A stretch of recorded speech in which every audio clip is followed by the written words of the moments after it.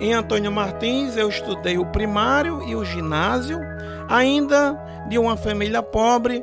O ginásio era uma escola pública mista, onde se pagava uma mensalidade para estudar. E eu, para ajudar a família a não pagar aquela mensalidade, o diretor da escola incentivava o melhor aluno de cada turma, aquele que se destacasse com as melhores notas, não pagava a mensalidade. Então, eu me submeti a um exame de admissão, fui segundo lugar na época e fui cursar o ginásio em Antônio Martins.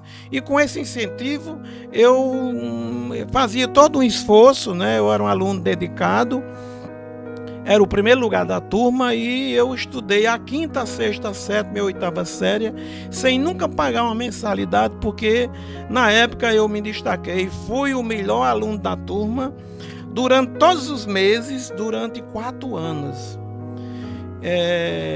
Isso foi um prêmio pela minha dedicação, tudo isso motivado pelo meu interesse e buscando também ajudar a minha família a não desembolsar naquela época uma certa mensalidade.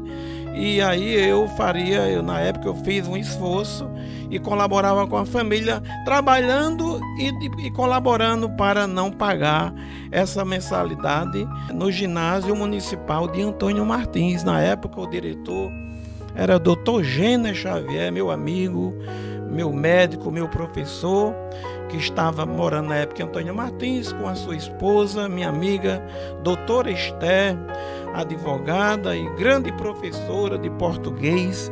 Eu me lembro como hoje, a gente fazia a cada 2 meses uma rodada de provas.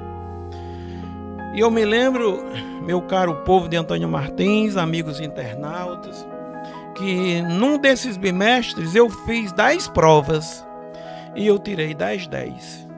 E uma dessas provas era de português e havia um chavão na época que ninguém tirava 10 em português. Aí a professora era Dona Esther, professora Esther Cabral Xavier. E eu me lembro que ela colocou, como diz aquela música, né, no cantinho do verso, lá em cima, ela escreveu: muito bem, Zé Júlio, continue assim que você vencerá.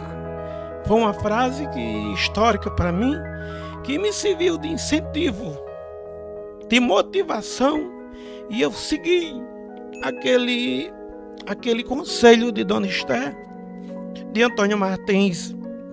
Eu me submeti a 2 concursos em escolas públicas federais.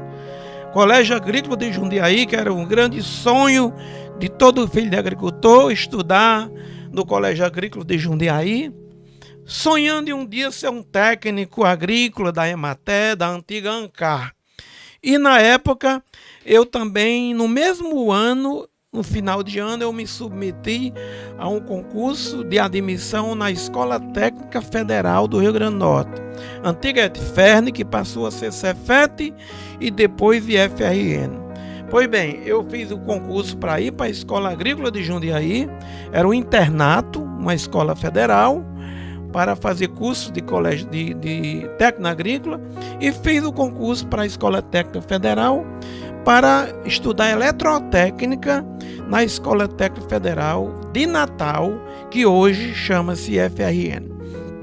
Eu saí de Antônio Martins para concorrer a esses 2 concursos esses que eram concorridos por todo o estado do Rio Grande do Norte até estados do Nordeste. Então eu saí de Antônio Martins com o ginásio. Em Jundiaí eu fui aprovado numa concorrência de aproximadamente 700 a 800 alunos. Eu fui aprovado em 3º lugar. Perdi o 2º e o 1º para 2 universitários que faziam faculdade na Universidade Federal do Rio Grande do Norte, cursos na área da saúde. E na Escola Técnica Federal eu fui em 2º lugar para cursar o curso de eletrotécnica. Aí eu fiquei na dúvida se eu iria estudar em Jundiaí para ser técnico agrícola e no futuro um agrônomo, ou se eu iria estudar na ETFERN para no futuro ser um eletrotécnico e um engenheiro elétrico. Então eu fui para a ETFERN, fui morar na casa do estudante. Me lembro que eu fui para Natal em cima de uma carroceria, de uma T10, tá certo? De carona, e decidi morar na casa do estudante e optei estudar na Escola Técnica Federal do Rio Grande do Norte, ao invés de ir para Macaíba, Colégio Agrícola de Jundiaí. Escola técnica que hoje é o IFRN, pessoal, que na época eu acho que devia ser ETFERN. ETFERN, passou a ser Cefet, depois IF atual, exatamente. Que hoje está pulverizado nas regiões do Rio Grande do Norte. E na época eu acho que só tinha em Natal, talvez, nem em Mossoró. Só tinha em Natal. Exatamente.